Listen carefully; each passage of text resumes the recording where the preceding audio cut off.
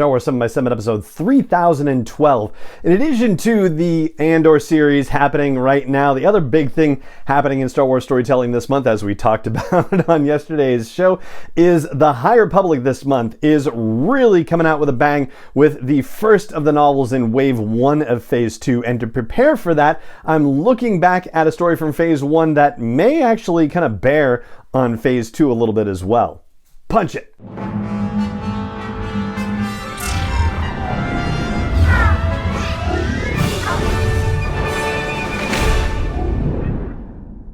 Hey Rebel Rouser, I'm Alan Voivod and this is Star Wars 7x7, your daily dose of Star Wars joy, and thank you so much for joining me for it. So, Eye of the Storm was a 2-issue series, and this is Spinner Sunday, so perfect for what we're doing today, is a 2-issue comic series from Marvel written by Charles Soule, one of the original story architects for the High Republic, and it focuses on origin story stuff for Marchion Ro, who's the guy at the center of all of this Nihil trouble, right? He is the Eye of the Storm, quite literally. And the first issue of this 2-issue mini series gives us a lot of backstory about the whole Ro family and also about his species, the Evereni. Now this came out a while back, so we're in full spoiler territory for this, and so there's your warning. So this is divided into 3 sections, this particular story. It's the truth, the lie, and the kill. The truth tells the story of Everon, which is the planet from which the Evereni derive, and it's a very tragic story, a difficult story. It was described as a tempest world, interesting that the word tempest is used, of course, just very dramatic in terms of its weather, and the population tried to deal with it, but a once in a millennium situation happened that utterly destroyed them, and then there were all these things about just how they can't trust their leaders, they can't trust their own family members, like their whole life has conspired to tell them that they cannot trust in anything except oneself, basically. So ultimately, the few remaining survivors, as just the population got whittled down by tragedy after tragedy after tragedy, got off the planet, and they learned not to trust, only to just acknowledge desire and wants and needs and goals.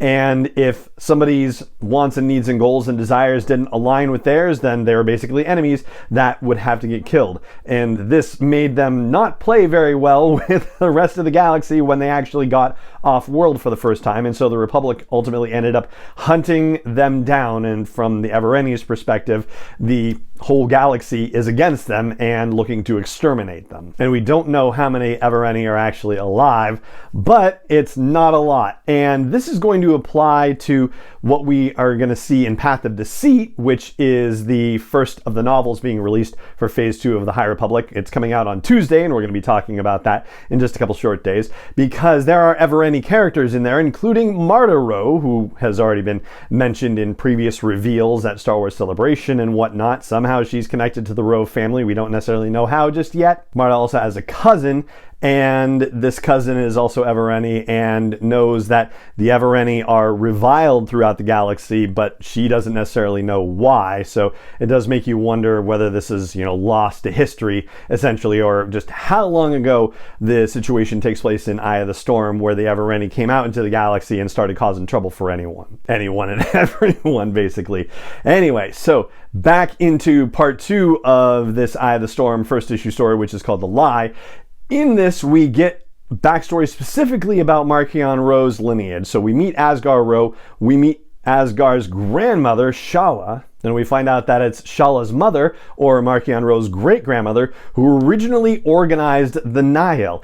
And they are supposed to be used to help the Ros get revenge on the Republic and the Jedi for what's happened to their people, the Evereni. But Asgar is not happy with the timetable, and Shala says, well, then you should go out and make people fear the Evereni like your father and your grandfather did. You can keep yourself busy because we're not ready to go yet. Start killing some people.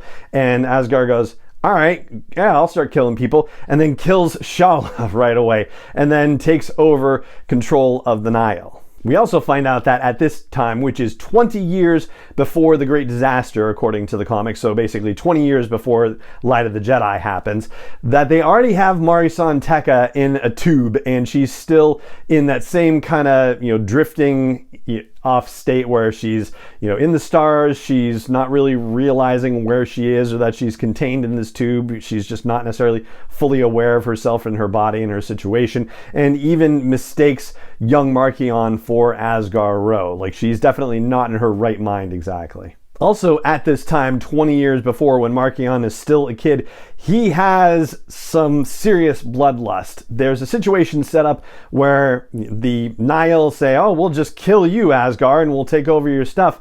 And Asghar says, yeah, you can do that if you want to, if you can beat my kid, like kill my son, like there's your challenge.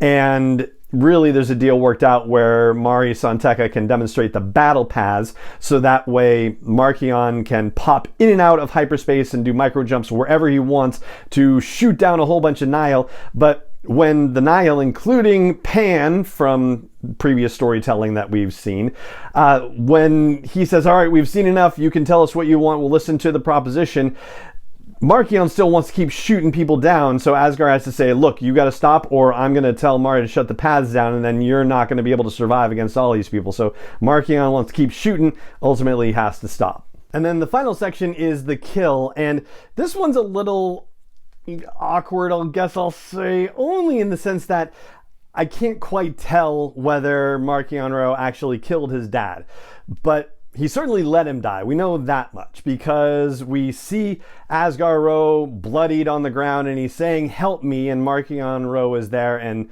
does not help him, just takes that helmet that the eye wears, and Asgar's like, oh, you're just going to stand there and watch? And Markion says nothing, and Asghar says, good boy, as if like, okay, yeah, this is what he's supposed to do. This is what the Evereni are supposed to be like as a species and how they're supposed to treat people. So, the fact that he's saying help me to Markion suggests that Markion wasn't the one to deliver the blows that would eventually lead to Asgar's death, but the fact that he didn't help him, I guess, is what endeared Asghar to Markion all the more. Anyway, so Markion goes and tells the leaders of the Tempest that Asgar's dead, and he's like, I guess I'm the Eye now. And there's a conversation about how, yeah, if you're going to be the Eye, you got to step up. You got to have some serious vision, no pun intended. And Markion's like, yeah, I got vision, don't worry, because the whole thing is to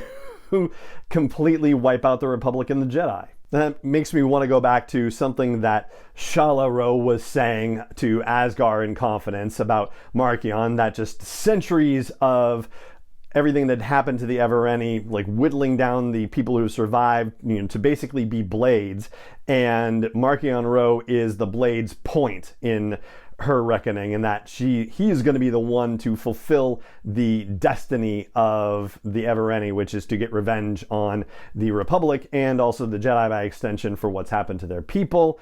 But they got to be careful about how they do it, because they're only going to get one shot at it, which is why she had been hesitating on using the Nihil necessarily, because she's like, nah, we don't have everything in place just yet. But apparently Asghar thought so and started to get things rolling. This again 20 years before the disaster that takes place at the beginning of Light of the Jedi.